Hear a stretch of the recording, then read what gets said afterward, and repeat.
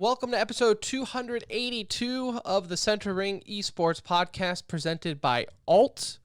And this is going to be the best episode ever. We have a little bit of ValoRANT to get to, as well as a loaded interview with Halo legend iGotUrPistola, newly signed to Envy. He joins us later in the show.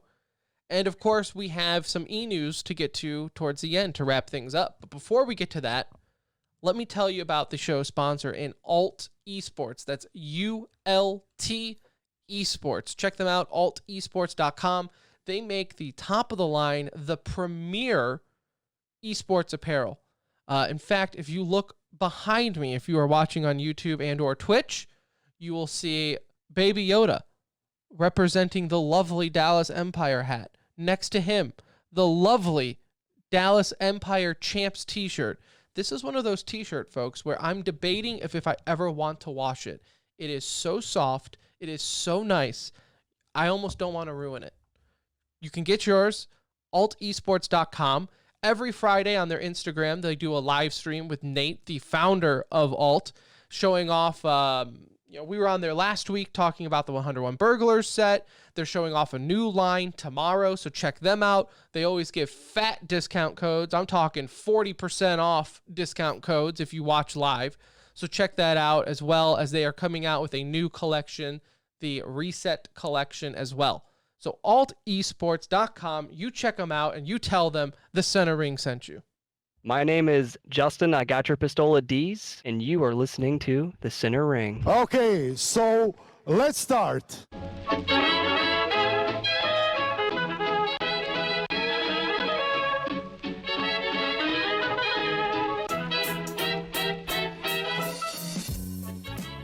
Hello, everybody. Hello and welcome. Welcome back to another edition of The Center Ring, aka TCR, aka your favorite esports podcast, presented by Alt. It is episode 282, and it is coming to you live and or pre-recorded from an undisclosed location. The date, October 22nd, 2020. The time, 9:10 p.m. Central Time. Better late than never, as I always say, Anuj, because it was worth it. Sometimes when you're late, it's worth it. Sometimes if you're late to a party, it's because you're bringing drinks. You're bringing chips and dip. Well, we brought the chips. We brought the dip. Got a beefy Pistola interview. So we decided to push the show back because we had the interview lined up today. Yada, yada, yada. Here we are. Go follow us on Twitter at The Center Ring. Join our Discord and everything there. My name is Tim. I will be your captain for this journey into esports. And alongside me, as always, is my best friend, my brown friend. It's Anuj. What's up? You're on mute. Rookie mistake. Rookie mistake. I was doing it for you so you could have this beautiful intro. Didn't want to interrupt you with water drinking or a cough. No, we popped the Center Ring cherry today with our Halo eSport Pro. Mm-hmm. That was exciting. And a hell of an interview. Wonderful interview. What a way to kick off our first ever Halo interview. Not for lack of effort.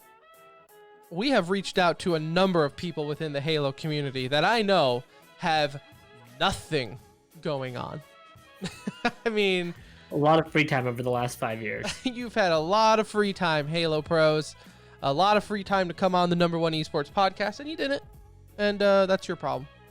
But no, we got newly signed to the Envy roster. iGotUrPistola. He joined us earlier, a little bit ago tonight, or today, whatever. So we'll play that later, though. But great. Awesome interview. Good dude, and we'll talk about that in a little bit.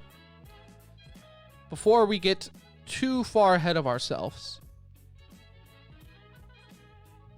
Anuj is going to sum up the presidential debate.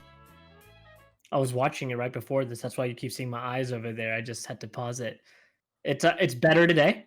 Okay, it's better today because they actually are muting the other candidate when they're trying to speak. So you're getting to listen to them. So you're hearing a little bit more. But man, it's a dogfight. It is a dogfight, and they're going at each other hard, as you can imagine. So I'll watch the end of it after our show and maybe give you a better update next week. Mm, I felt like you nailed it. I felt like you nailed It's it. pretty much what it'll be next week. There's still going to be a dogfight at the end. Still going to cut each other up. I already So voted, so it doesn't matter what any of them say. we're going this weekend. Not bad. On mine, we went in Wednesday. I took Wednesday off of work to do it. 15 minutes. I also am a saint. A saint, Anuj. At the polling center, this sweet little old gentleman in a wheelchair was struggling to move. Struggling to try to get out of people's ways. It's like he's getting in the doorway. They're like trying to squeeze around him. Imagine a turtle on his shell, and you know how his legs kick up? This was the old man trying to move his wheelchair out of the way. Everyone looking at him. Me, as a light shine down from heaven, his guardian angel. I was like, would you like me to just help you? And then you kick the wheelchair out from underneath him. Yep. And then I pushed him up the opposite way. No, I helped him. I helped him. That's sweet of you, Tim. I really. It's still not making up for that donation to the saxophone player, violin player, but whatever. it was a scam, so I think I'm still in the right. At the moment, I was in the wrong, but in the end, I was in the right for not giving that the violinist, a violinist? Yeah, sure. That sounds right. A violin player, money, because he was a scam. Driving a Mercedes, asking money for rent. So, yeah. All right, let's get into some ValoRANT here real quick, because we did have some news drop in the last couple of days. Remember, our one show, it was delayed because my power is out. So all this news is out of whack at the moment. It felt like everything happened on Monday, and then we talked about it because we did the Monday night show. So it's all over the place. But we do have some ValoRANT news to get to before the Pistola interview. One is the release of individual player rankings per region. Now, correct me if I'm wrong, because I'm sure you have them in front of you. Is this Riot? Did Riot release these? Is this... Yeah, so I don't have it in front of me because it's like going to be an in-game feature like it is for League of Legends, where you can see like the top. Oh, okay. I thought you were talking 100 about then the... Was it the Spike.gg release? Yeah, so that... We can talk about that. We might as well talk about that right now also, actually. We have that in a different area to discuss, but we can... That you're talking about team rankings. So Spike.gg recently released their team rankings. No, see, the thing I'm talking about, we can talk about that. But Riot or someone released like the player rankings as well. Yeah, that was Riot. Riot released the player rankings. Okay. Which is going to be a built-in in-game feature, but they showed us the top 100 in a little video clip for each region. So there are two separate rankings out there, team rankings and then individual player rankings when it comes to like in-game matchmaking, right? So not like, oh, this guy's a pro, so he's number 7. No, it's how you perform like in their multiplayer game. All right. And I mean, other games have this. Overwatch has it, right? Top 500 and everything like that. I love it because like, so these are the little things that we are dying to get in CS, right? We always talk about a proper matchmaking system with more of a true ranking system, right? You can never fully flush out a ranking system, especially in free-to-play games. People create accounts and throwers and whatever, right? Yeah. There's always going to be that in there. But if it feels like a good ranking system in the sense you have a general idea of where you're at, maybe within a couple of ranks up and down. And I think they do a really good job. Now, the player ranking, I think, is awesome because that's just another a tool for teams to potentially use to scout out talent that maybe they're unaware of or to get people on the radar. And then B, like something for the players to like go push for, right? And see where you stand in comparison to these guys. And this is for those. It's achievable. It's for the what's the highest rank in the game? Radiant. I don't need to know that because I'll never be there. But it gives them something to play for, right? It's not like, well, I'm Radiant now. I guess that's it. I guess I'm top dog. It's like, oh, now you're 70th, right? And I want to be in the top 20 now. Fun fact, do you know for Return of Castle Wolfenstein, your boy was in the top 100. That puts you in the top 100% of the player base. Probably. I'm just kidding. Back then, No, it was that, pretty that, bumping. that's a good game. Yeah. That's fun. Back then, it was a bumping game. But Yeah, yeah. yeah, no, the player rankings are great. It's still not a perfect system because like part of the issue was with like Overwatch is you had people with alt accounts and then like you would have one dude with 5 accounts in the top 500, which would obviously throw everything off because like it's based off queue times and things like that. And Blizzard ended up doing like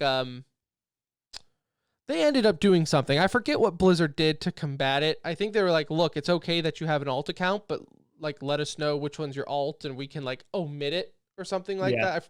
I forget what they did, but there are ways to fix it. It's still not a perfect system, but you know, it's I still like it. Like you said too, for people who are like, hey, and we get it all the time from listeners, is I want to get into esports. How do I get noticed? How do I get involved? Well, this is an easy way to do it. You know, you can say, hey, I'm a top 500. I'm a top 1,000, right? Yeah. Even that will probably get you at least a response if you're in the top 1,000 player base, just to, you know, maybe even get on a smaller team here or there. So I think it's great. I think for a truly competitive game, it's something that is needed. No, 100%. They've kind of tried to combat some of the issues that they anticipated having by, I believe if you're immortal or higher, you can only solo or do there's solo or duo queues, and so that's like different ways to um combat like a flawed ranking system, right? If you go in with a 5 stack of all pros, well, yeah, chances are you're going to win most of your games. Yeah. So, a little way to make the rankings truer. And again, I think it's fantastic. Like I love to see, Sean Gears, I think was like number 56 on there. There was like a lot of big names though that you recognize that made you feel like validated that these rankings are being done right. You're like, okay, I know this guy's one of the best in the world. Sure enough, he's up there. I think tens was 1 or 2 overall, in NA.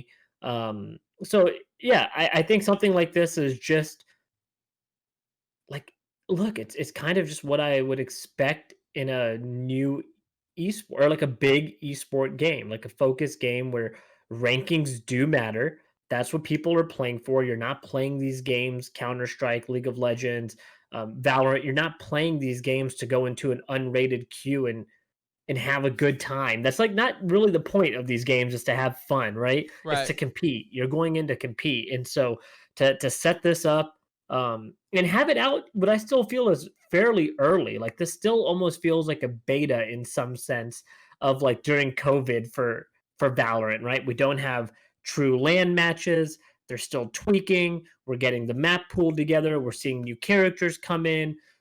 So there's still like a lot of tweaking going on, and to implement this now, I think it feels like the perfect time. Like I know there's some groundbreaking bugs in the game at the moment.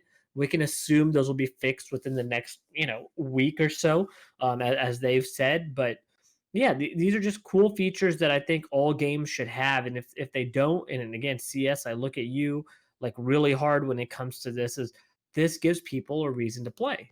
Like Yeah. Tim and I are going in and playing Valorant right now with limited time that we have.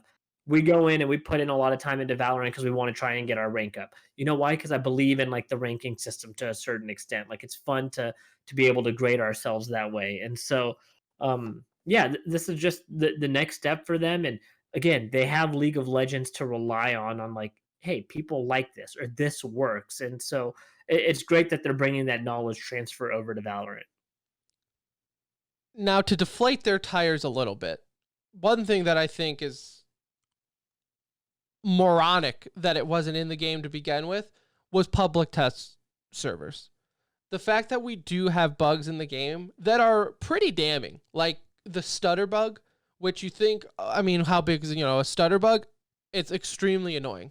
Like even on our level of skill, it is noticeably effective. Like you will noticeably get screwed over because of a stutter. I can only imagine on the pro level how irritable it is. So Riot's finally announced that they're going to have a public test server, but the fact that, and I mean, I've seen posts on Reddit talk about it where, people have already quit Valorant because it was, slow rollout when it comes to content, right? I think 4 maps really got to people. Playing split 3 times in a row really got to people. And the fact that it seemed like every time you did have a patch, there was something kind of quickly after that, like every patch, right? I mean, that's just the nature of gaming, is a patch will break something. That's just how it works. But it just, Most of the time they've been good with fixing that stuff, right? Like this of stutter course, bug is kind of of lingered on course. longer than most others. I think the 4 map point is probably the biggest reason why people slowly stopped playing, because it felt overly repetitive, Yeah. right? It felt like content was rolling out slow. If we're talking about maps, yeah, sure, okay, that's all in that one broad stroke. But overall, like I think that would be the biggest reason for people to like get bored of the game early on, is just the lack of maps. You Yeah. feel like you're running into the same one over and over again. Yep. Some other Valorant news here. We have Gilded David Beckham, right? It's Yeah. David Beckham. He's almost like an employer. They're paying him. That's the one that was in Yikes of the Week just last episode. Though, what did we say? It could end up being not Yikes, depending on how they, handle it. At least they are signing a Valorant roster led by Draken. So it's not like they're going for no names. I mean, this was from Counter-Strike. For those who think the name sounds familiar, it is. Former NIP, former Fnatic. Gamers Legion was the last team he was on that you probably never heard of. So, you know what? I don't know what this means for Gilded, right? I guess, does this It's a big signing. Yeah, does it make up the fact that you're paying David Beckham millions of dollars to be an investor? I don't know if that wipes out the Yikes, but at least it shows that, you know what? You are doing something. No, so Drake has been playing Valorant for a bit. He's been playing with Team Bonk, Swedish team, and they signed the whole team, right? So it's not just Drake, and in that sense, a team that's been successful in these tournaments and played well. They're picking up the whole roster, and I think that's a fantastic move. It's a good roster. EU is generally strong in any FPS game for sure, and so like in this one, I don't see it being much different. So I think this was a good signing. I think what they did best, Tim, if you haven't watched the release video for the team, probably one of the best content features for a team release I've seen this year. So maybe that's in the Timmys for some sort of nomination for putting that together. But I thought their team announcement video was through the roof, and I commend them on that. Like I said, this is a good step in the right direction. Does it eliminate everything that's going on with the company or the organization? No, but look, this is the route. If they're going to be involved, I want them to truly be involved, and that's what a move like this shows me.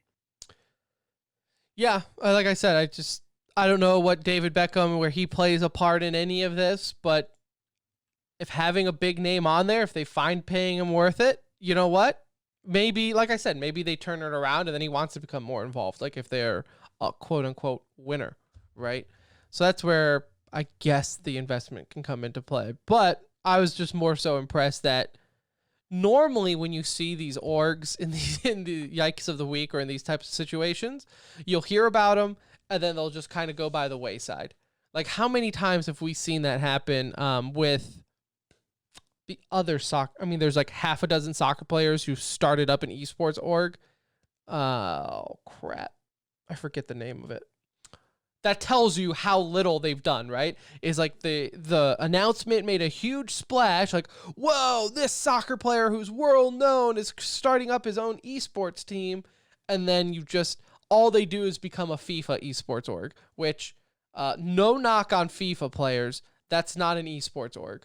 If all you have is FIFA players within your esports org, you're not esports. Sorry. I hate to break it to you. I don't want to be the gatekeeper on that one, but I'm going to be. Doesn't count. Most of them don't come out of the gate swinging this fast, Right. So we've seen a lot start up, and they take a while to get going. But this I feel like moved fairly quick. Like they just tied up their IPO, and it almost feels like they just announced team itself, So for them to come out and sign a big name roster right out of the gate, that shows some good promise. Yeah. And one last signing here to get to. Gen G signs Sean.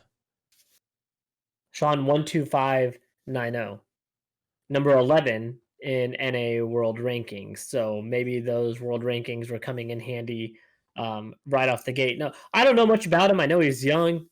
This guy's What he's fresh. Go to his Twitter account. He is fresh into esports. So I'm happy for him. Like, this is pretty awesome to see. From skimming at his Twitter, this looks like his first like real break into the competitive scene as far as being on the top level is concerned. So that's always cool to see. Kind of rare too to get it at. This is something Valorant I've seen more in Valorant than any other esport. Is teams are willing to be like, oh, you are a top 100 player. Sure, we'll sign you. Like, especially when you hear what some of these players are asking for, right? Some of the big name players, Listen, it might make more sense to be like, well, shit, this guy is ranked really high in individual rankings. Like, let's take a shot on him for 1/5 of the price, yeah, and see if it yeah, we pans can get out. away paying him $5,000 a month. Yeah, instead of 35,000 a month. Yeah, it's something that they. Yeah, I mean that's very true too. But it's just how many times have you seen in Counter-Strike where truly someone who doesn't have a following or what we would call a no name will just get picked up by a top org? Never. Rops and Stewie are like kind of two that come to mind that are like they're the exception though, because again, there's no easy path to entry in CS, right? Right. It's like a true grind.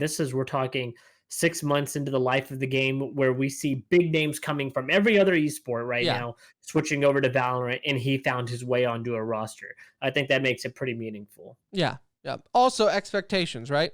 Now when I see Gen G, I am kind of more interested to watch this Sean kid. For sure. Let's see how the new one does, Someone to root for. I think that's cool. It gives hope to a lot of other people, which is neat too. Yeah. Yep. And I think he's like only, how old is he? I looked it up. Like 19, I think he's only like 19. So still very young in that sense of, just go to his Twitter and it just looks like he's, just hit 1,000 followers. Like, he is not your normal big flashy signing. And to get signed to a big org, I think it's kind of neat that, I don't want to say Valorant offers that, but it's just we don't see it happen very often.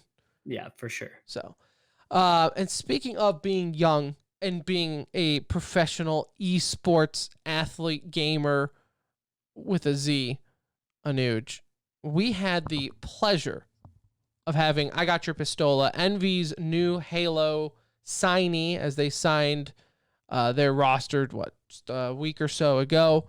So we got Pistola on the show. Without further ado, we will send you to that interview. Our next guest on the Center Ring Esports podcast is a two-time Halo World Champion. He won his first event at just the age of 15. Please welcome newly signed to the Envy Halo roster and Halo legend, iGotUrPistola. Sir, how's it going today? Oh, it's going great, man. How you doing? I'm wonderful. As I said in the intro, and as we said before we started recording the full interview, it's just I'm a huge Halo junkie, especially the olden days. That's what got me into esports. That's what got me started to competing. So I'm definitely happy to have you on the show. Thank you for joining us. Oh, thank you so much. I really appreciate the offer, guys. I wouldn't say I'm gullible. I really wanted to do this, so that's awesome.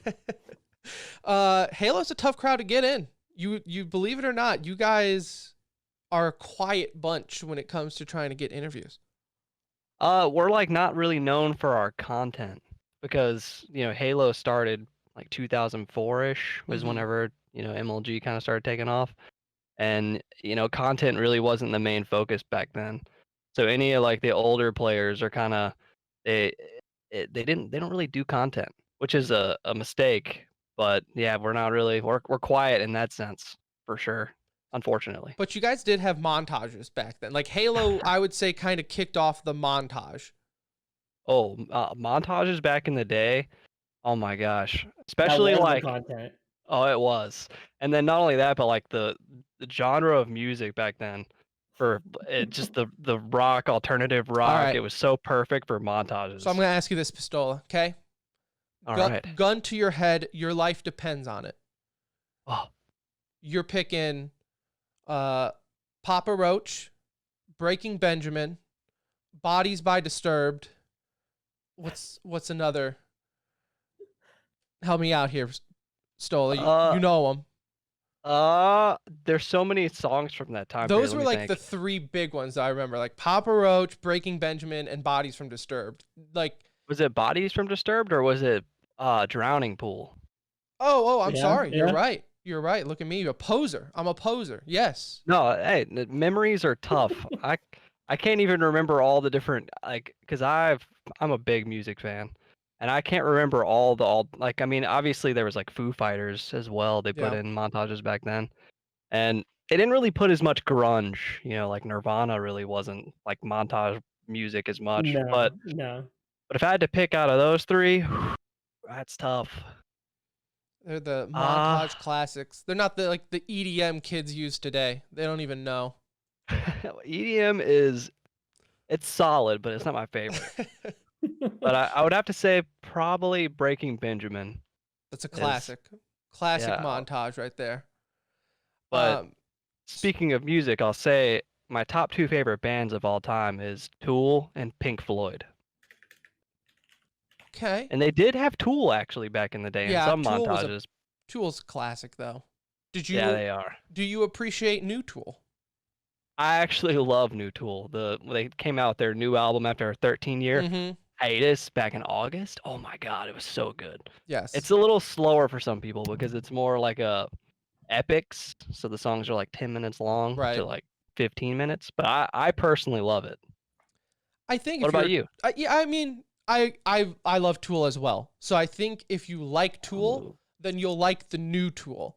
But if you're like, I've heard of this band. They came out with some new stuff. Let me listen to it. Then you're gonna be like, what is this?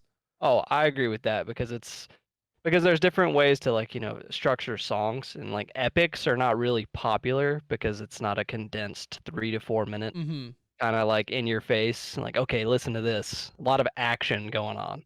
Yeah, It's more of a crescendo in a lot of the new Tool songs. yeah. So yeah, But I I agree with that appreciate it. 100%. As a Tool fan, I appreciate it.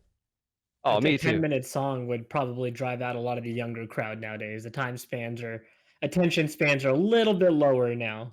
Yeah, it is true. It's just well, we're in the age of content, so it's like, what can you fit within 3 to 4 minutes, which is like commercial music, and so Yeah. it's yeah, you're not going to be hearing a 10-minute song on a radio station in general. So it's tough. Attention spans are tough. Even my own nowadays. I'm transitioning where I'm like, all right, yeah, bang bang. Things have to be happening. So I'll segue that. That's a perfect segue into some Halo talk as you talk about attention span. And in approximately 5 days, we will hit our 6 year anniversary of Halo 5, if I'm not mistaken. 5 or 6 year anniversary. I think it came out in 2015. Yeah. So I So guess 5. 5 years Yeah. coming up. Oof, man. Does A that long does it time. does it feel like 5 years to someone who plays it? It definitely does because, as a Halo fan, you're used to a game coming out like every 3 years, right? Mm-hmm. And then we've been waiting, 5 years now for the new Halo. And it's definitely felt like 5 years. But at the same time, I haven't been grinding as much because there hasn't been as many important tournaments in the last couple of years. So the last couple of years have somewhat flown by for me personally. But yeah, 5 years, man. Wow. I mean, in esports, 5 years is an eternity, right? I mean, going from what you were 22 at the time when Halo 5 came out, now you're what 27, right, or somewhere around there. Yep. Yep, Um, turning 28 November 20th. how Oh have you man. kind of grown during this Halo? Like, obviously you're waiting for the next game at some point, right? There's some point where everyone's got to be like, okay, we need something new. So over the 5 years, I'm just kind of curious, like, what's changed for you in the sense of your passion for Halo? Uh That's a hard question because really for me, it's been I want to do something new, and I'm I'm not that kind of person, like especially now, where it's like I don't care if it's classic Halo or if it's like modern Halo. I just want to play a first-person shooter game that's new, that's fresh to me. New maps, new mechanics, just fun overall gameplay. But uh, so it's a tough question to answer because No, that's okay because that gives me something else that I kind of want to ask that Tim and I were talking about before the show. You talk about doing something new. Did you ever think in that 5 years about jumping ship to go do something new? I I did. I But it wasn't anything crazy because it's like, because if I go over to COD, right, for example, that's a really tough scene to break into because it's kind of already established. And ever Mhm. since they did the COD League, that it makes it even harder now. So I mean, I thought even way in the past, like when Halo 4 was launched, I thought about going to COD, but I was like, I'm gonna stick it with Halo and see how it goes because I'm a Halo fan. I love Halo. I want it to succeed. I'm gonna stay here. And and then, yeah, obviously during this hiatus, you have like players like Frosty and Shotzi who left Mhm. Halo 5 and they went to COD and they did great things. And so I didn't really think about COD, but I thought about what could I do in gaming outside of competitive gaming. And obviously the number one thing is like content creation, but Yeah. man, I don't know if I'm creative enough. It's I'm not, hard. It's its it's own really game, tough. you know? It's tough because the competition it's still a competition of itself because there's so many people that are creating content now, and Well, it's it's also like, so I'm 30, and so doing the podcast and everything, like I know my limits when it comes to when we're trying to edit a video. What takes me 7 hours to create just a transition of a scene will take some 14-year-old kid half a second and do twice as much. yep, that is true. That it's crazy because that reminds me when I was actually playing Fortnite like crazy back when I was playing it when it first launched on console, and then I was like I'm gonna play it on PC. So it was like one of the first PC games I transitioned to. And it took me like 3 months to be able to, mouse and keyboard and do some stuff, and I thought pretty good at it. And I was like, "Man, I might try to play Fortnite." And then, man, there's just, Then the you know sweaty lobbies kicked in and you realized real quick. well, it's like I can compete, but I'm not gonna including a battle royales are really tough to be, like, Yeah. consistent in because it's just The nature RNG of the based. game. Yeah. But, yeah, I thought about doing that, especially because the World Cup and everything, and I was like, "Man, I could try this." And a lot of actually, like, Sniped Down and other people were like, "You should do it, man. You can do it." And I was like, "Man, I'm gonna try." But then man, there's so many young people because back when I first started playing Halo, I was 14 when I went to my very first Halo event, and I was cracked. Like, I was just young, grinding, and I just think about how crazy is it, these, like, children that are growing up on the internet and they're growing up on mouse and keyboard and they're just man, there's gonna be some beast gamers within the next like I mean they're already right now, but even like 5 years from now, it's gonna be insane. Now, do you think? Sorry, Tim. I just want to ask one more off of that. Do you think that, or I guess, what do you think Halo needs to do, if anything, to maybe draw in that younger audience, right? Because Halo's audience is people closer to our age. Like we grew up on Halo, and now there's been this gap. And as you know, gaming has evolved so much over the past 10, 12 years where you have so many choices of what you want to play, right? Like on an annual basis, there are 5 to 10 new esport games launching that can attract people's attention and make a wave for a minute there. Do you think Halo needs to do anything? And if so, what do they need to do to maybe drive up the hype and kind of bring Halo back to what we would consider the glory days? Well, personally, I think I don't think Halo I don't think classic Halo will ever bring back it's to the kind of glory days of Halo because it's not fresh and new. So people kind of need that new fresh feeling. So but at the same time Halo is a niche group as well. And so you need to obviously bring older people back, but really the main audience is going to be younger generation of people who are coming into play. So you kind of have to have it where in my opinion kind of more advanced movement, but not too crazy to where it's like too far. So it's like finding a nice balance between like pleasing old Halo fans and then obviously the new group of new generation. But it's going to be really tough to pull off because at the end of the day, like Halo is Halo, but Halo is also a first-person shooter game. And Right. so you look at COD comes out every year, and there's been countless CODs where people are like, I don't like this. But Halo, takes years for a game to come out, and so that's a whole different aspect of it in of itself. So you almost have to nail it Yeah. essentially first try. And obviously, it's been 5 years since Halo 5, so they've had a lot of time to think about it. And we saw a little bit of gameplay, right, Hmm. from the campaign, and it looks like it's a little bit slower than Halo 5 to me. And so I think if they kind of keep it at almost like an Apex, like somewhat like Apex mechanics, I think it will. Because I mean, there's not going to be 30-year-olds who are going to come back and grind the heck out of Halo, besides Right. like casually, not competitively. So you really got to kind of focus, Well, in my they opinion, on the need younger that audience. they need to be. I've often said Halo needs to innovate, but not reinvent the wheel. Right? They need to just spice it up, make it more sexy for that 14-year-old cracked out kid who wants to play it, right? And not get bored with it. That is true. So Uh, that's what they need to do. I agree with that because it's very delicate, but you're not going to please everyone. So you essentially got to think of like, in my opinion, the future generations that are going to be playing your game more than the older generations at this point. Well, I think one thing too that Infinite, a problem, or maybe not a problem might be not the right word, but a situation Infinite's going to run into that Halos in the past never had to run into, is now you are also trying to appeal and appease the PC crowd, which is a completely different beast than the console crowd, in my opinion.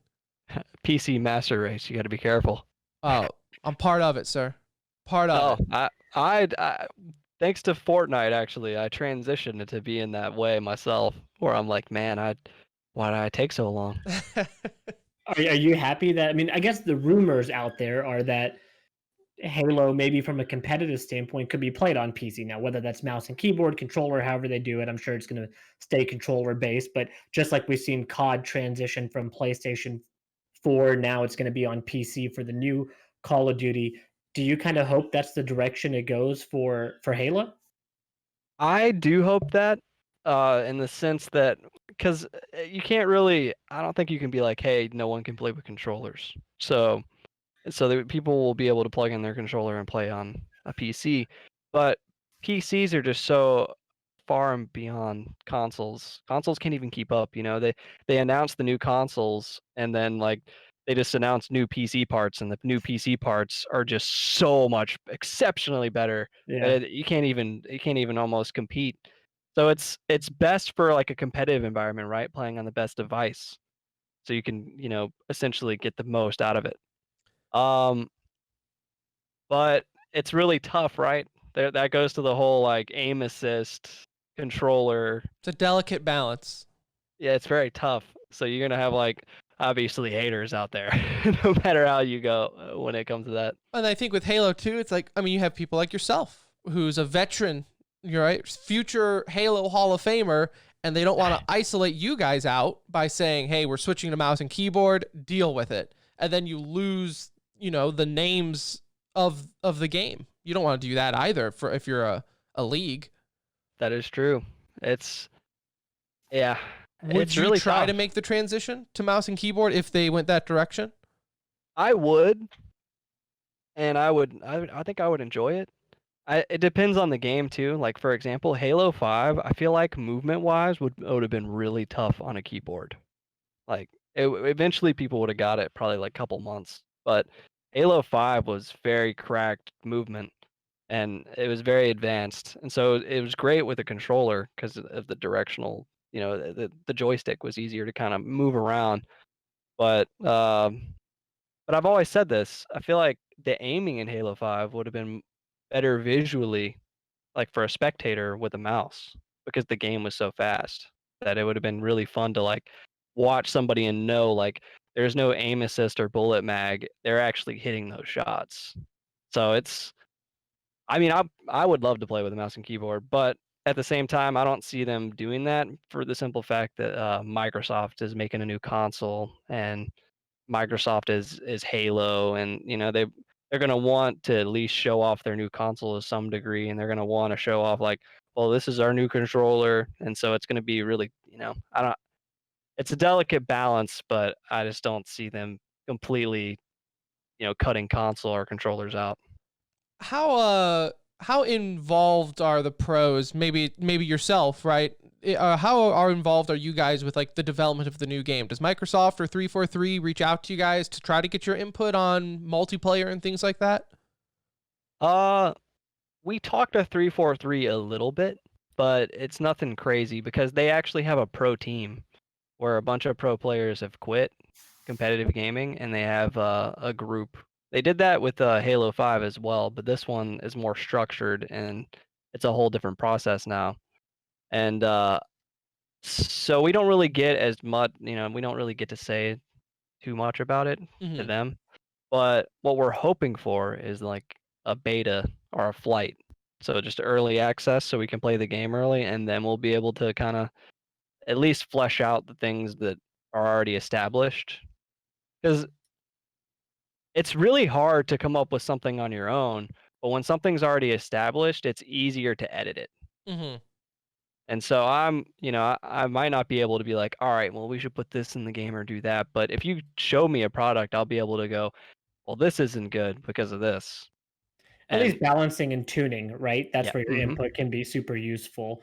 I would like to see pros involved kind of from the beginning of development, especially when you have this type of span in between games. Like with Call of Duty, I kind of get it. It's a yearly release, so if they don't want to go with the back and forth with pro players, like that could be too much on an annual basis to have to do, especially with different development teams. But with Halo, the pressure is truly on 343 to get this right. Especially with the gap that we've had. I feel like the delay kind of speaks to that, right? It's not a bad thing that they delayed it. It's just it shows that I think the willingness of we need to get it right the first time around, because now we've seen it. Once people leave a player base, it's too hard to go bring them back. Like it's unlikely that somebody comes back outside of the pro scene, right? This is more for casuals talking. So I do feel like they should involve players more in their process with this type of development cycle that they do. I agree with that. Like back in when Halo 5 was first released, about like a year and a half, almost 2 years before the release, they actually flew out a bunch of players, and I was one of them. And we had sign NDAs and do all this stuff and played the game early and gave our input. But we haven't done that this time around. And who knows? Maybe COVID could be an issue for that for this year. I don't True. I don't know. True. But yeah, it's very tough if a game if if you have a if essentially if the game doesn't come out just right and a fan base leaves, they won't stay because there's so many different games to play, right? I can just go on Steam and then I can just go through a list of games and then just be like, "Oh, I'm gonna try this out." And if you have a bad taste in your mouth from another game, what's the point of coming back? Well, and two, it just again the world now. I mean, even from 5 years ago when Halo 5 came out, you have Twitch now, and a streamer can make or break your game, right? If the right streamers, I know like Summit, he loves Halo. Like he's the one, like I would say S tier streamer that really shows support for the Halo side even now, right? Like he loves it and everything there. But God forbid someone says like the game sucks, or they have 30,000 people watching and then some bug happens, right? Like that could also kill a game before it even starts. That is true. I remember because Halo Reach back in like December came out on PC for the first time, and Summit was just really upset because the aim assist and bullet mag were so powerful with controller, which makes sense, right? Because there's more frames, so Yeah, there's more uncapped frames. rates and all that. Yep. So if there's like, you're like 200 frames, there's gonna be more stickiness because there's more frames for the aim assist to lock onto. Same with bullet mag. And so it made it where like controller players were so dominant because the game wasn't designed around the idea of being on PC. And so, he obviously, he had reasonable complaints about it, but so many people came at him, came at his throat for saying those things. And and it's not like Reach is going to blow up anyways, right? Because Right. it's already an old game. But that same situation can happen, like you're saying, in Infinite and any other type of games where like, even X2C played. He played like Halo 2 whenever it first launched, and he was like, "Controller players, these controller players, I don't get it." And then he plugged a controller in, and then he couldn't aim or do anything. And then everyone was like, "What the heck?" Like, Like you kind of. still got to be skilled, right? But those that are skilled would have an advantage in those scenarios because Oh, of 100%. the frame rates, and that speaking of like kind of the Master Chief collection that just came out, as that was launching, Tim and I's excitement started to jump up because we're like, oh yeah, we're gonna play through the campaigns and kind of get ourselves hyped for Infinite. But that part of it was a turnoff for us when we went into the multiplayer, right? Because you could tell there was a distinct advantage to those that were good on controller. It was like, wow, now they're like a good player became a really good player, a really good player looked like a pro in the game all of a sudden. So I do hope that these are some of the things, with crossplay now being implemented, and it's going to be there between PC and Xbox, that they find a way to make that stuff comfortable day one, and it's not like we're having to hit rewind to figure out how to fix those problems. I agree, because like for example, right, like Snipedown's been playing Apex a lot, Mm-hmm. and he's on TSM now, which is dope. And but I remember like obviously people were always talking about aim assist on PC, and for that game specifically, the developers turned down aim assist on PC and not on console, so that to try to balance out the whole frame issue of it being too sticky.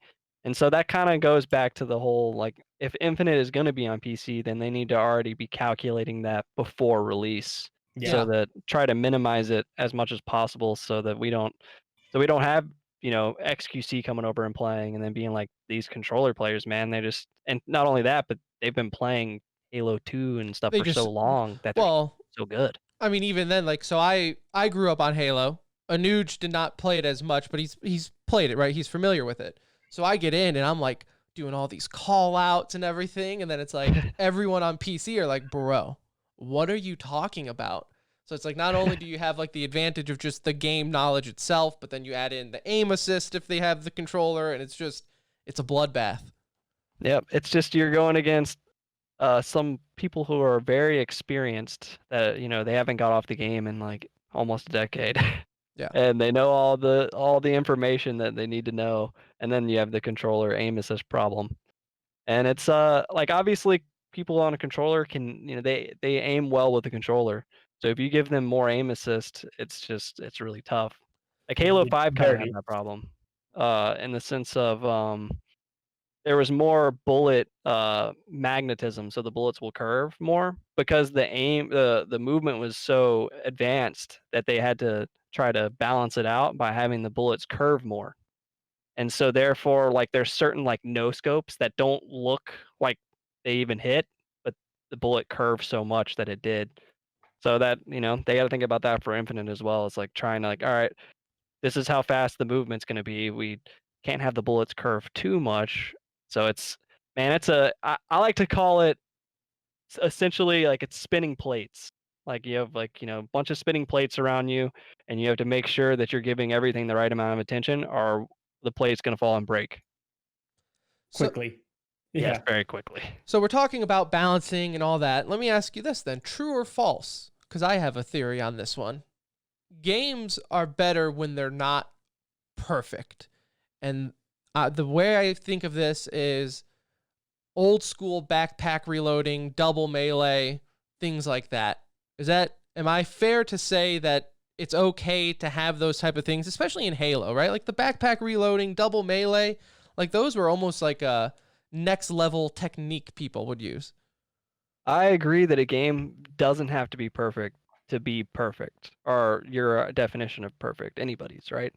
Uh, obviously Halo 1 had a bunch of glitches, backpack reloading, double beatdown by throwing a grenade, which also took a lot of skill because the nade radius was so big that if you double meleeed and you threw a nade right next to Hit you, you have to yourself be in the able to get face. away. Yeah. And then obviously Halo 2 had BXR, which was crazy. Like double shotting. People didn't even know what double shotting was. Like I remember I was in Walshy's chat the other day and he was like somebody in his chat said, I remember back in the day you double shotted my buddy and the guy was like, did you shoot 2 bullets? Like did you shoot 2 like clips or whatever? And he's like, nah man, it must have been lag. So Walsh was just like lying about it, trolling. But that took skill and it was Yeah. like a whole new aspect. So yeah, I think it doesn't have to be perfect to be amazing, Yeah. essentially. Because like for an FPS, you just don't have like button, like I mean, it was all glitches, right? It wasn't supposed to be, it wasn't intended, but it almost brought in like almost like a fighting game button technique, Yeah, combo button. into it. Yep. Like slide cancel in Call of Duty. It's not really meant to be used that way, but you can, right? Like Yeah. it's used by all the pros now, and so I think you're right. Like game doesn't have to be perfect to be like in a very good state, right? Like some little quirks here and there are positives. And it's funny because you're talking about all these old things that I really don't know a ton about. Like as Tim said, I played Halo as very much so a casual. I go to my friend's house, we would LAN it up, and that was kind of my experiences with Halo. Not so much recently, but I see now like all the new signings with all these different teams is it's the big boys are all getting signed relatively quick, relatively early in terms of we don't have a release date yet, but it's all the legends of the game. We're seeing them get picked up. So how did this Envy roster kind of come about? Because y'all were together, I think you announced back in June that you guys were looking for a team as like a group. So how did this all come about? Well, it was a whole crazy situation because Trippy, Zayn, and I, we wanted a team, and we ended up picking up Penguin at first, and Penguin was he was on that Cloud9 roster, but Snipedown took his spot. And so we were like, okay, well, this team's dope. Let's do it. And started looking for orgs and, preparing because everyone kind of figured Halo would come out in like November or December before it got delayed inevitably. And then things kind of hit the fan and things changed where Snipedown got dropped and Penguin went back to that team. And then Frosty left COD and then came back to Halo and then APG got dropped. So we picked up APG. So it was a whole just it was just honestly just insane. It was a lot of stuff happening within like a week to 2 week period. And honestly, that's probably the most stressful stuff when it comes to being a competitive gamer is all the team switching and trying to be up to date with it all. But then but the thing is even with Penguin, we were talking to MB the whole time because obviously a lot of orgs and players all assumed the game was going to come out at the end of this year, so everyone was kind of getting prepared for that. And then a lot of these teams were already signed in that with the anticipation of that before it got delayed. So technically speaking, I would say like orgs kind of got in almost too early, but not really because like a lot of these teams are going to be really good. Like Sentinels, for example, they had Sentinels since like January, February, and that's a great pickup for them because they're going to be great, like no matter what. But yeah, so it's been a whole process. It's been on everyone's minds this whole year, and yeah, it's I'm really excited about our team to be honest. I think the future of Halo is Sane and Trippy. I think they're going to be some of the best players in the game, and I think even whenever I quit, inevitably, because I'm getting old, they're going to still be doing their thing and dominating. And obviously, APG is a veteran. He's been going to tournaments as long as I have. So you say you're getting old, which is not good because we're both older than you. So that's not good I'm for a Nugeni's pro career. Uh, it's all competitive gaming is different. Were You you a know, little bit more cracked at 14 than you are at 27? yes, energy based. Like I thought about it Reaction like, times a little different. yep, reactions were a lot faster. Before I broke my right hand, my hand was even better, but that's still not the worst thing in the world. Um, but I do miss those times though. I had so much energy. I would play 12 hours straight and like not even think about it. Like it wouldn't even. I'd be like, wait, it's oh my god, it's 5 in the morning. What happened? I remember those days where you could just crush a 4-pack of Red Bull and not even think once about your heart. Nope, you're just like, oh man, this is. I love the way this makes me feel. Nowadays, I I feel drink great. like a quarter of a Coca-Cola, and I'm like, was that a mistake? Am I going to be able to sleep tonight? And it's like, now I go get a milkshake, and I'm like, yeah, I don't know. I don't know if I should have had that milkshake. Now, Pistola, I don't know if you know this about me, but I was a former semi-pro in Rainbow Six, Vegas 1 and 2. Oh, So- that's awesome. Yeah, thank you. So I can relate to being a pro. Semi-pro. In Vegas 1 and 2. Even being semi-pro, like all of that process of that is so hard. People Don't really do realize. this. Thank Don't you. do this. They for don't 'em. understand what they Stop. don't understand, Pistola, what us pros go through. They don't understand it. It is hard. It's very hard. Yeah. So I was always curious because like when I was a semi-pro in Vegas 1 and 2, there was a clear like line where, you know, we started scrimming against like top pro teams, and then, you know, you start getting pros on your friends list and things like this, right? And then there's always that moment, because back then I was just playing with buddies from school, and then the other pros will reach out to you to say, hey, why don't we squad up? Why don't we try to make a team, right? I'm kind of curious if you can think back then, because you, like you said, you started playing at events at 14, won your first event at 15, being a free-for-all with Halo. At what point did you kind of start saying, hey, I'm going to stop playing with friends and start playing this with random dudes and pros that, you know, just for the sake of going pro? So I started off obviously playing with my friends, and then got to a point where my friends hated playing with me because I was significantly better than they were, which is like, I feel like the ego even saying that, but it was just like they would get really frustrated. And I mean, you won some of them, free-for-all tournaments at the age of 15. I think it's fair to say that you were probably better than them. yeah, they got frustrated, and I understood. So sometimes I would, try to dial it back a little bit, and then started playing online and saw these tournaments and was like, what is all this stuff? And somehow like got lucky enough to finally get in like free for all lobbies with good players, like semi pros, and then added them, and then those semi pros knew pro players like Strong Side, for example, loved playing free for alls. He played so much back then. And so I like started playing with Strong Side, and then he would start adding pros, and I was that guy because like a lot of people in free for alls would take their mic out whenever they would play. They wouldn't talk, but I Right. would always talk, which was I was just a 14-year-old. The 14-year-old in you. I'm Yeah, sure I you was were just- so loved in those lobbies.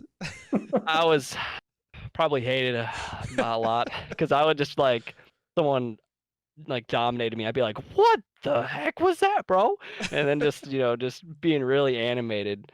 And I remember I thinking back then, it's like, man, I probably shouldn't have been doing that. But Strong Side, for example, and like Walshy and like people like that, they knew about me before going to the first tournament, and then people knew me as the online warrior guy because I would do really well in free for alls consistently. Mm-hmm. And I remember like Strong Side and Walshy were watching me play in like amateur bracket because they're like, man, I wonder this guy, is he gonna do it? And Strong Side was one of the coolest people, like as pro player wise, to me. He was just very supportive, and he, always gassed me up and encouraged me. And then, yeah, my very first tournament, I placed third in free for all. Not gonna lie, I was real nervous. Well, because I mean, back then, and because they don't do free for alls anymore, do they?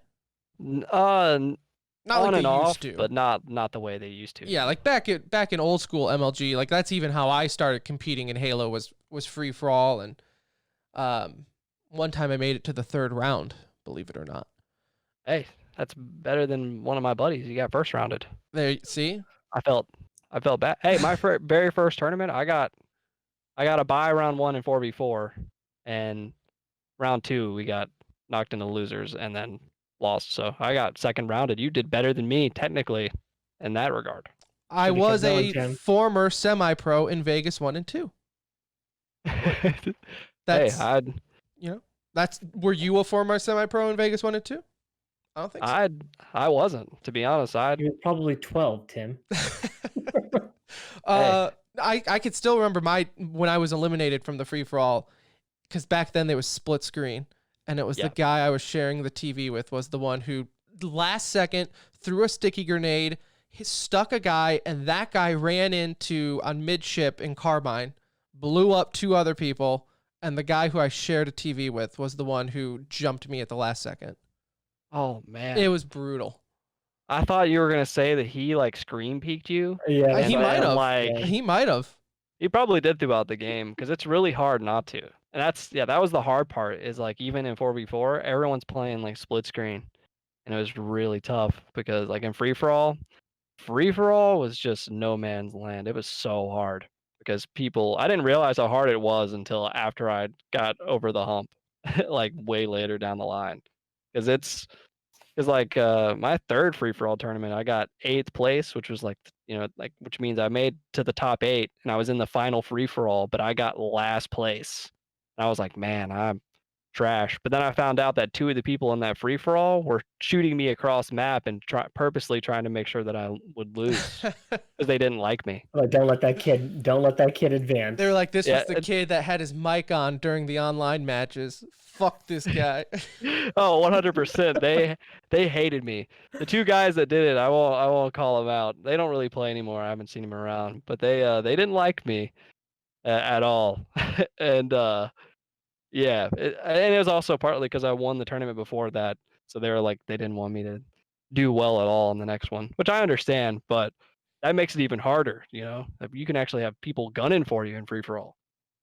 Yeah, I mean, it's free for alls. It's a different animal. It's a different. Not to say it's more like, hey, that's where like the real pros play compared to 4v4, because you also had those people who were amazing at free for all, but then couldn't. It was like the opposite, where 4v4 team setting, they just couldn't. They couldn't make it.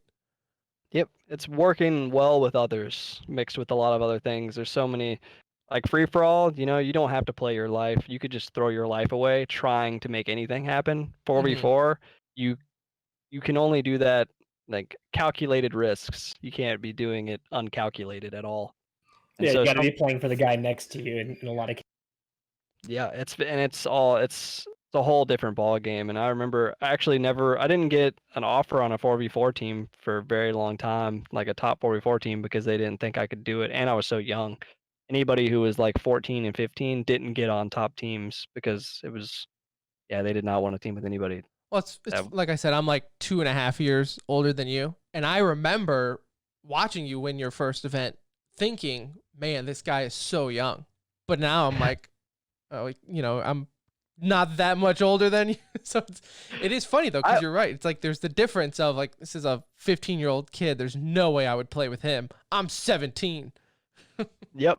It's crazy how just the couple year difference, including not only that, I looked really young.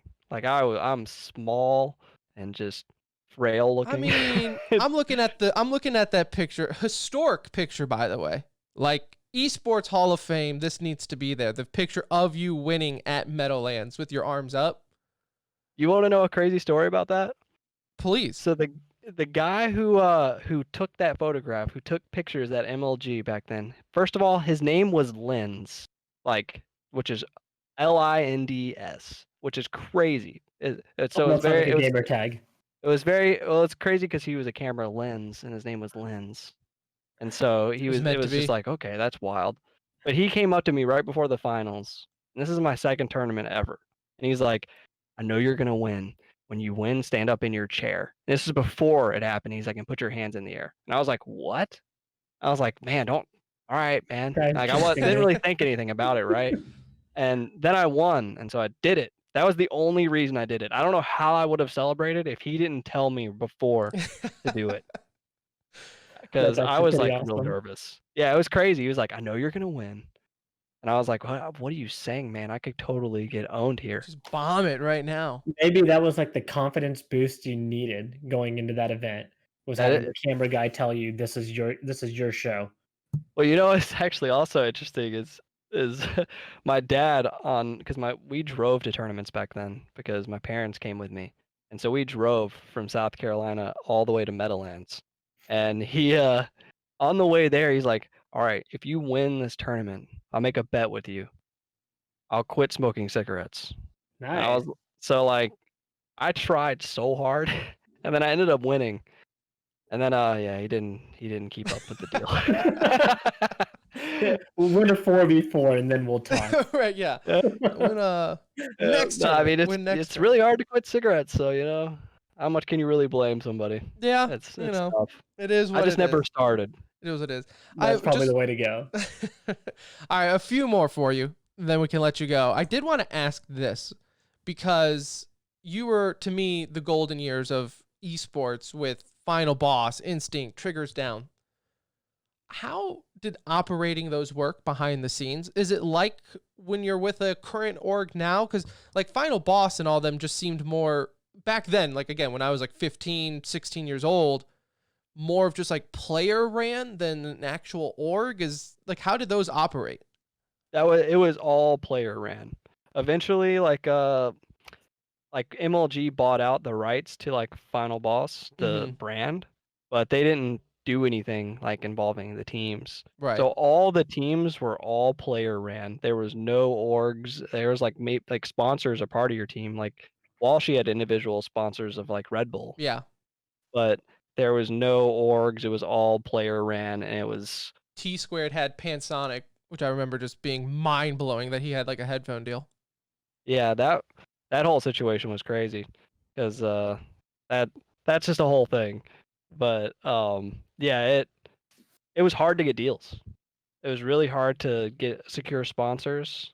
And then like when I was on Triggers Down, like we were, not the most marketable team because of like we just people didn't like us. I remember a fan came up to me and was like, "Hey, we don't like Triggers Down You guys because were you're kind of red." like not even like fourth man in. Yeah. You had It Final was, Boss, you had Straight Whip, Rippin, Carbon, Instinct, mm, and then Triggers Down. yep. And so like in 2009 whenever I joined TD for the first time, um we won our very first tournament together. And it was mind blowing because we had Hines on the team and two like SK and Asteria already won tournaments. So everyone thought we were just not going to be that great because 2/4 of the team we never placed higher than fourth.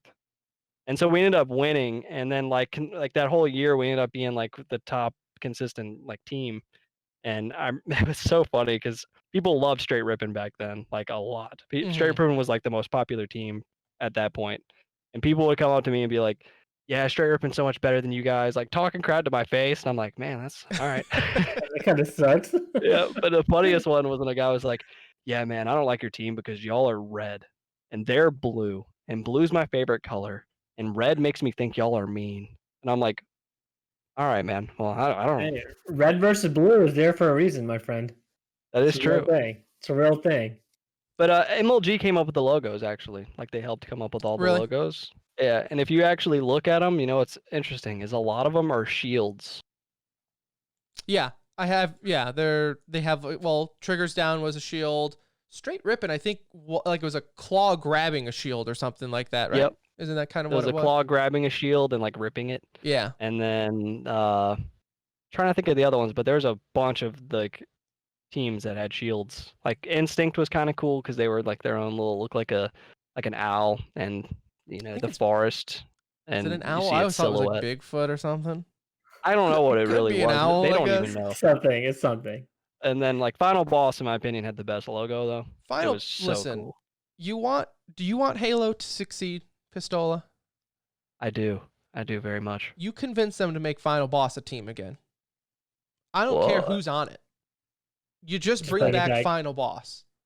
that is true. I mean that's why MLG bought the rights to Final Boss so they could sell the merch after Final Boss, you know, stopped being a thing. Even whenever like, they had all the COD events and whatnot. Yeah. So technically, I think someone would have to buy it back from MLG. Who would have to buy it back from what, Activision Blizzard now? Yeah. That's yeah, I guess so. Like they Because own everything now, it looks like. Yeah, because like a lot of the MLG people moved to this thing called esports engine, Yep. Now, and that's a whole other. And they don't obviously own the rights to Final Boss, I don't yeah. think. No, So yeah, I think it's stuck with Activision. Because I asked him about it one time, and I think it is with Activision now. So But Now, like Straight Rippin, T Squared, he bought the rights to Straight Rippin yeah, early on, so that he could have it, and so I think he still right now to this day he's has the rights to Straight. still Maybe not, or did he no sell it? he. I think he what would the they were competing not that long ago, like Yeah, they maybe competed in Halo 5, and he was like the org owner. yeah, like within like the last 5, yeah, I guess Halo 5 within the last 5 years for sure. And Yeah, then I I think they were remember maybe even like I saw him Apex maybe, like maybe he he did. even Yeah, he played a lot. He plays a lot of Apex. yeah. So maybe it was just him repping it in Apex, but I know he still uses the brand. Yep. He still uses the brand. now we know, your boss Mike is listening very closely right now, and so I want you to answer this question honestly. What's run better, the player run orgs or the way Envy is doing things nowadays? Well, to answer that question, obviously Envy is no doubt about it, because then Envy has changed so much over the years too. And I've known Mike before Envy like took off. Like I was on this thing called Eon Instinct whenever him and Hector were both working together on one org until they split off into Optic and Envy. And dude, it was so hard being a player and like trying to do things by yourself back then. So yeah, Envy all the way. It is. Now, this Mike is has your done such a third great stop with job. them, right? You've been with them on 2 other occasions? Yes, I was on there. I was on their team for like 2 years, and then ended up joining on another team after that. Is it 3 times or is it twice? According Looking like to Halo Esports Gamepedia, this is your third round with them. Okay, see, I didn't even know. You, and you're with Yeah, the it's green wall, that's so you've wild. had both sides of the Hector Hastro.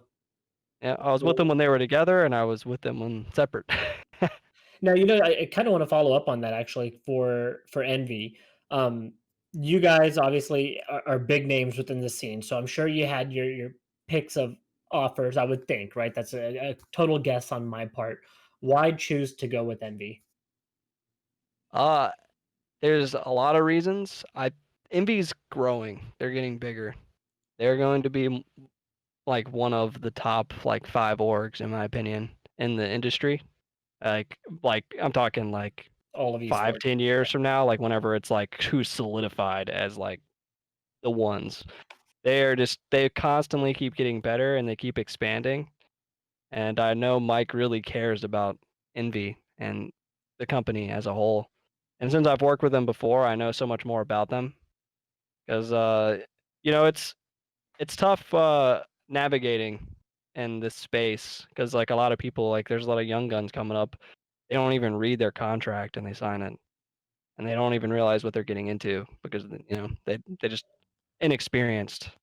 And so Envy is just I'm very comfortable with them, and they actually really care about their players, and they're very understanding. And yeah, they have a great future ahead of them, so I'm really excited to be a part of it. And now you get to see Hook again, who you teamed with back in 2018 when he, I guess, replaced Rain back in the day. So probably getting to see some of the old gang and maybe get some lobbies going there in the Envy office. Yeah, actually, his birthday was yesterday, and I Yeah. texted him. Yeah, and I was like, "Happy birthday, man!"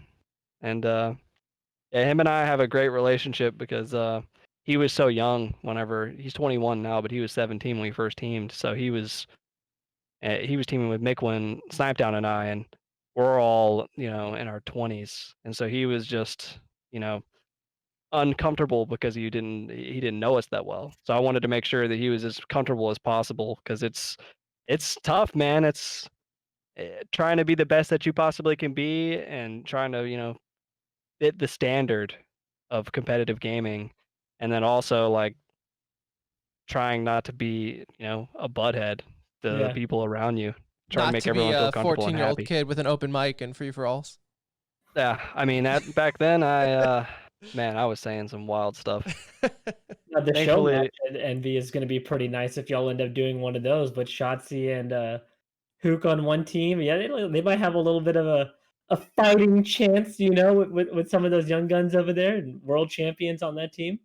um they have two members on that squad that are not only world champions, like well, Shotzi's a world champion in Halo and COD, Hmm. and Kyler is a world champion in COD, and he's won Halo events. That's crazy. They're the only team, I think, yeah, it has to be in COD that has winners from Halo and COD on the same roster. That's insane. And they'll probably beat up on us, to be honest. If we play like 2v2 Halo 5, they probably dominate us. And Envy also has a pretty sweet, kick-ass new headquarters.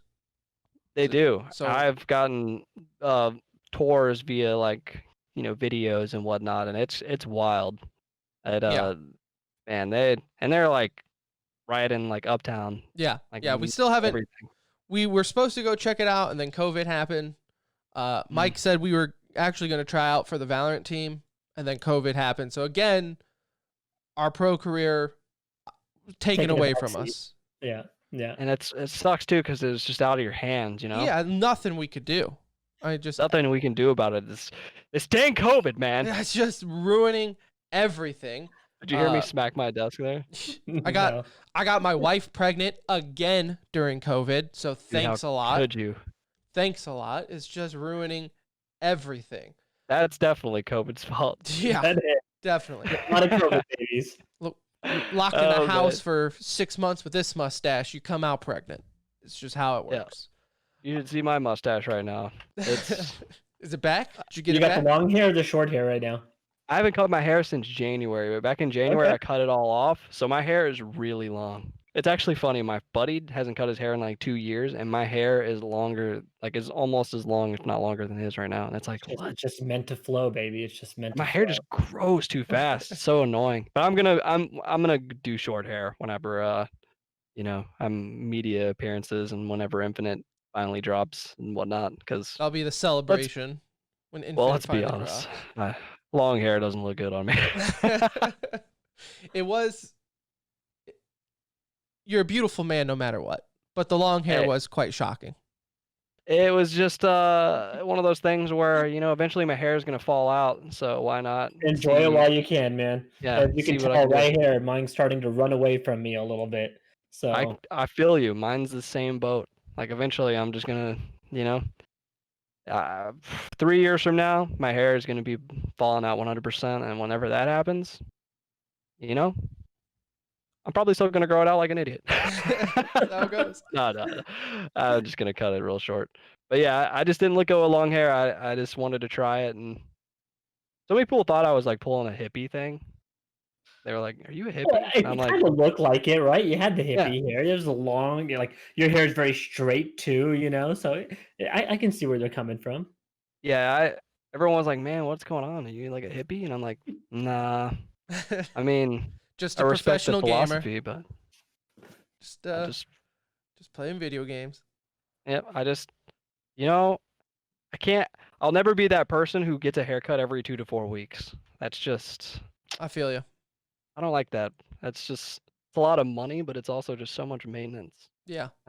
You're a pro gamer. You get to live the life you want to live right now. So you soak it up and look, COVID was also a perfect excuse to grow it out. Let's be real. Like It's who true. wants to get out and go cut their hair right now when nothing's going on anyway? Yeah, especially like in the beginning of it all, where it was just like no one knew what they were doing. It was like even more scary to like be like, all right, I'm gonna go into these establishments that aren't prepared. Yeah. And so it was, yeah, but yeah, my hair, whew, it's not that crazy, but it's definitely not professional. That's for sure. Well, you can cut it when Infinite comes out because that's when you have to worry about being professional. For now, let it go. Just you know what they say, let it flow. Let it flow, let it grow. Pistola, I want to thank you again for coming on the show. One super last quick question, and I just want to try to reminisce for people who, from the Halo days. Do you ever play Shadowrun? I dabbled in Shadowrun. I didn't ever grind it the way like Ogre 2 and Walshy did, who simultaneously were winning Halo events and Shadowrun events. I wasn't gonna bring it up, but because you brought up Ogre 2, I did scrim against him in Shadowrun. Oh, did you? I did. He was really good at that. He was ridiculously good. I remember we added him to our friends list through whatever chat service was popular at the time, right? And Shadowrun wasn't huge. Like it was like kind of a cult following. I bring it up on the podcast all the time that it's like the one game that was just ahead of its time. Like it should have been much bigger than what it was. I just don't think people were ready for it. If it came out in like 2012 area, maybe. I don't know exactly when the best time would have been because it was just it was a hybrid. It was like obviously Counter-Strike mixed with Overwatch mixed with something else.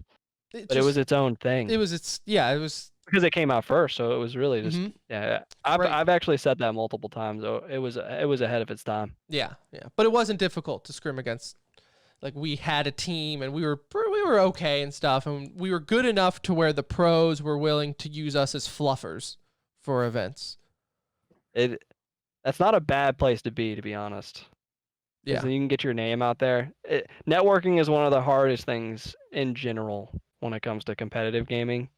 Yeah. And yeah, being a fluffer, if you can stand out on your roster even, and then who knows where it goes from there. You just get the invite. Really hard. Yep.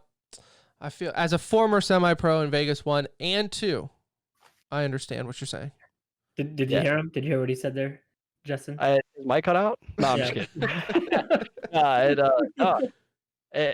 All seriousness though, it's very hard to network. It's crazy. Yeah. It's one of the hardest things for me because I like to stay in my own lane. And it's, trying to go into other people's lane to get your name out there is really tough. Hey, we still got to do it now, even in this role, is trying to get access to players and teams. And, that's what I think, the people that listen and enjoy it, they love stuff like this. So it's always great it's the hard part, but when it happens, it's a beautiful thing. Cause like I said, having people like you on is really cool for the listener. And I know they're going to enjoy this bit. Heck yeah, man. I'm glad to be here, man. It was awesome. Yeah. Thank you so much. No, not a problem. Before I let you go, if we could get a liner from you, it's like a audio autograph, if you will. You can just state your name and say you're listening to the Center Ring. Might have heard it on the radio. They'll do it. Disney Channel, things like that.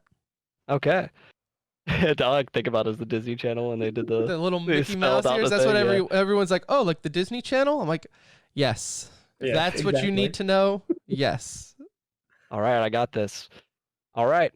My name is Justin, iGotUrPistola D's, and you are listening to The Center Ring. Perfect. That was perfect. And you know what? We will have to have you back on as we get closer to Infinite or either after it comes out. But I would love to get feedback from you on the game and what you're enjoying and just being able to do this again. I hope you've enjoyed it.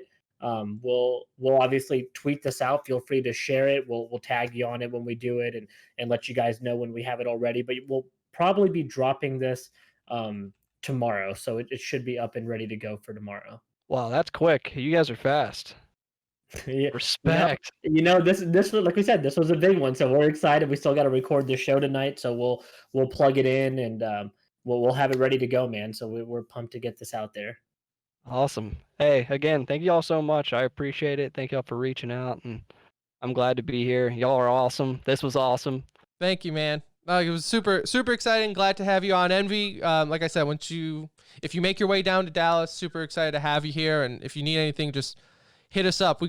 We know the area, so we can help you out. Sounds good, man. And also, I'll be back. Just let me know when. Yeah. 100%. We'll hit you up. God bless, dude, and wish you all the best. And hopefully we'll be talking to you soon. Sounds perfect. Thank you all so much. All right. Take care, buddy.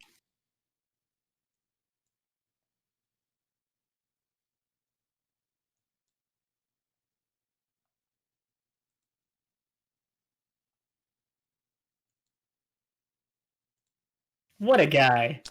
I mean, we're best friends. Guy. No, that was good. 2, 1, go!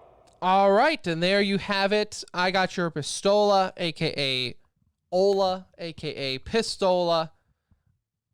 I didn't know what to call him in the interview. I think I've switched it up every which different ways. But what a guy. What a dude. No, obviously, my thoughts on the interview. I thought it was great. Like, I really enjoyed speaking with him, and what an easy guy to talk to, right? Like, I felt like that interview could have gone another hour, honestly, if we just wanted to dedicate a whole show to him. And I would love to have him back on. Like, I really hope he comes back on. I hope he enjoyed himself. Appreciate Envy for working with us on that, but amazing guy. Definitely somebody I'll be rooting for, and yeah, again, just look forward to getting him on again at some point. Yeah, we'll definitely have to have him on. And like I said, this darn COVID, once it's over and we finally can leave the house in a comfortable manner, and events start rolling back in, can't wait to meet up. Like I said, it's so funny how my brain works, because even though I know he's 27, about to turn 28, in my brain, I just still, when I think of Pistola, will always forever just think of him as the 15-year-old kid with his hands up, like in the picture. Because it's just, I don't know why. I feel like that's what still, like, when people, like, show him at events, like, that's the picture they choose. It's so, like, it's been... And look, I mean, he still has, you could think of him that way because he obviously still has the same passion, like still going hard, Yeah. 12 years later, in the same game. Like, that's such a rare thing to see, right? Like, that type of longevity. And so hope he's Well, going until 37. especially with Halo. Yeah, I mean, Especially you with have to Halo. be overly dedicated, right, to another extent, especially in a game where you're not getting yearly game releases like in Call of Duty, where you see some of these long I mean, he tenured even said players. it in Like, the interview, like, it's been like a slow 3 years. I'm like, yeah, oh my God. Could you kind of forget imagine? how long it's been, Some of these games, if we go 3 weeks without a major tournament in Counter-Strike, it is slow. Yeah, They've gone 3 years without having major tournaments for Halo. And that's partially too because Halo 5's been out for 5 years, coming up in like 5 days. And then you had the Master Chief Collection and the anniversaries, and they trickled out there. So you just had Microsoft and 343, I don't think, really knowing what resources they wanted to put into it. So like versus what they're putting into Infinite too, right? Right, exactly. So it's this weird, they're in a weird limbo right now Well, with I Halo think they saw like esports. the growth had stopped for Halo 5, Yeah. right? So then the interest needed to go into, or a full focus and attention of probably most of the devs had to go into Infinite, because there's only so, you weren't going to be able to reinvent the wheel with Halo 5 once it had been out for 5 years. Like, an update wasn't going to all of a sudden cure some of those esports problems, right? So Yeah. I'm sure they're all looking for, like, all of these players are so looking forward to Infinite. I can't imagine how giddy they honestly have to be with the release coming up, hopefully in just a few months. Yes, because it has been delayed. Friendly reminder, Infinite has been delayed indefinitely. Now that sounds a lot more daunting. That makes it seem like it's never coming out. It just means that they don't have a release date yet. But assuming, because it was supposed to be out this year, it can't be that far delayed. So I would assume. Depends on how much work they realized they had to do. Yeah. Yeah, true. Because they did that video and everyone made fun of the graphics. So maybe they're just ground up. But Like, either we're way, rebuilding the game, so we're going to release it in 2026. it's going to be the new Xbox release title. Oh, also, Halo Update 2. Did you know? Everyone keeps saying Halo's not going to be a release title. It is going to be a release title. It's just multiplayer won't be, right? No, they're just remaking Master Chief Collection for the new Again, Xbox. are they releasing Halo earlier? There's no release date for the actual game itself, right? With this delay, I don't know anymore. So originally the game was going to be out, but the rumor was the game was going to be out, but multiplayer would be delayed. So like single player would be available and then multiplayer would come later. That was the original rumor. And then they just delayed the whole thing. Which, let's be real. If you release Halo Infinite without a multiplayer, you might as well just wrap it off. Wrap it up. Yeah, wrap it up. We're done here. We're done here. If you're going to kill any hype train by releasing a game without the multiplayer and tell people to come back in 3 months, I mean, COD tries doing that with their rank mode every time and it fails. You're going to do that with the entire multiplayer? Good luck. Good luck. So I don't think they're doing that anymore, though. So let's get into some e-news real quick to wrap things up. We have in CSGO, this is thanks to Sir Scoots on Twitter. Interesting fact. With no international this year from Dota, this year CSGO is poised to take the #1 spot in prize money for the year for the first time since 2010. Also So making since it 1.6. Yeah, since 1.6. It's crazy. I mean, that makes sense, right? Because you take out the international, and that kind of changes everything up, right? In terms of prize money. But with the amount of tournaments running in Counter-Strike, like that's not a huge surprise, honestly. No, because they're, we say Corona didn't really affect Call of Duty League, but that's still just one league, right? Counter-Strike, they are tournaments pumping out still. Gen G for Counter-Strike targets Liaz. Am I saying that right? Yeah, Liaz, he was playing for 100 Thieves, formerly Renegades. Obviously, they were all just released, so could fill one of the recent departures of like SOM or DAPS, but that would be a good pickup for him. So we'll see if that comes to fruition. And Kogu, did I say that right?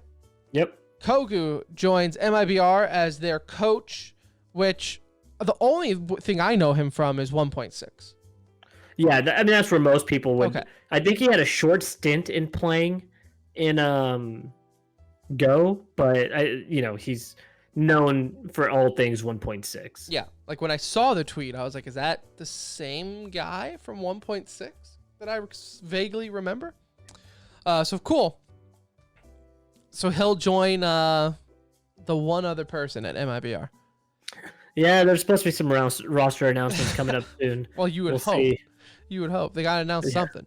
Speaking of roster announcements, in Overwatch, Atlanta has announced that they released their roster, making them one of the many that has released their entire roster, which I think solidifies it, for me anyways, that this is not so much a skill thing, it's a financial thing.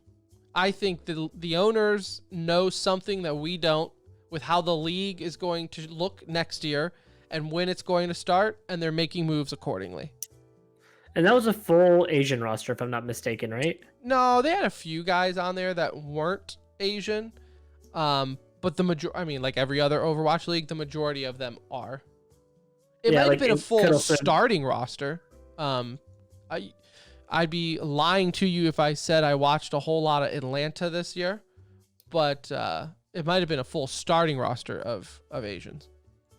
Yeah, so it'd be, kind of maybe more so even solidifies the regional stuff that we're hearing about. But yeah, I mean, again, just another thing to follow within Overwatch right now, because I don't think it's done, right? I think we might hear this a couple of times in E-News. Yeah. And again, though, I wouldn't necessarily look at this as sounding the alarm. I think it's just probably a financial thing from like, well, might as well do this, save some costs, and then sign them again at a later, probably cheaper value. So there's that. In FPS general news, Gears of War Pro League started. Surprised you put that in there. I represent all of esports. A little light today, I see. I represent all of esports, sir. Even Gears of War esports.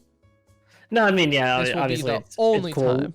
I'll tune in during the finals, as we do every year. Yeah, I'll go and watch the finals when it comes out. Our yearly Gears of War watching is the finals of a major, right? Any major that's going on. We'll watch it, and then we'll go, what the hell is happening? And say that. That's Gears. Okay.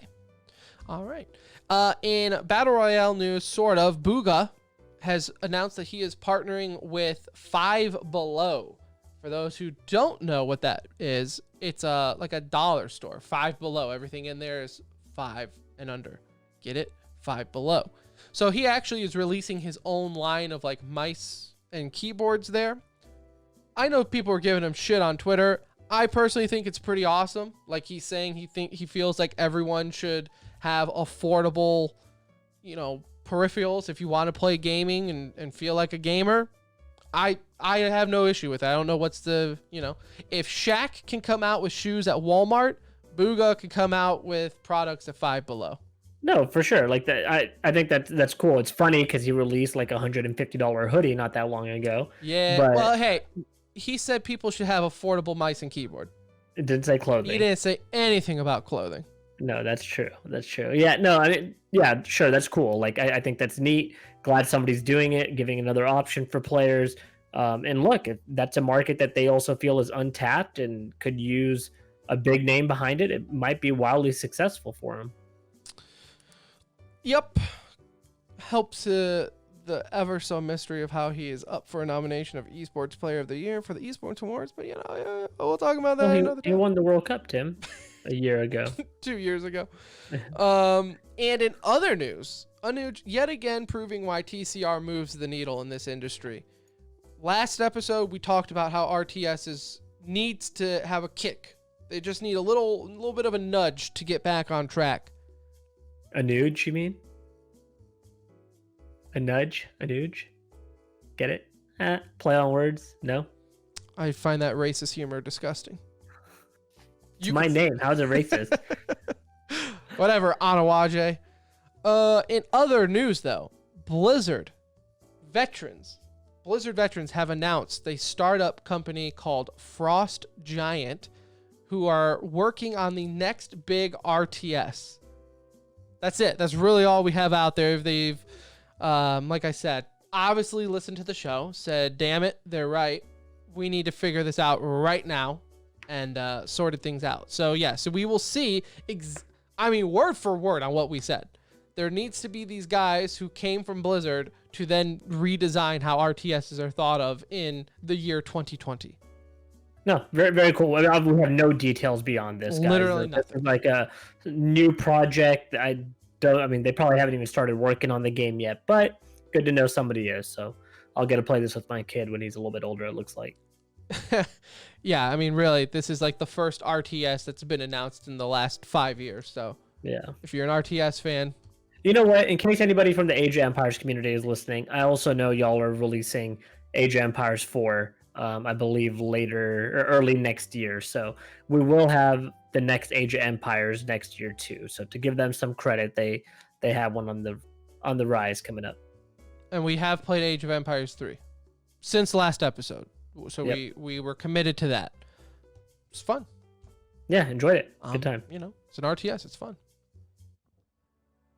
All right. Well, that does it for this episode of The Center Ring, a.k.a. TCR, a.k.a. your favorite esports podcast presented by Alt.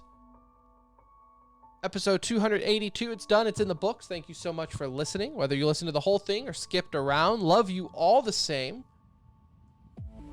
We will be back Sunday night to record for Monday's episode. Check it out live on Twitch and or YouTube. Follow us on Twitter at The Center Ring. Join the Discord, all that fun stuff.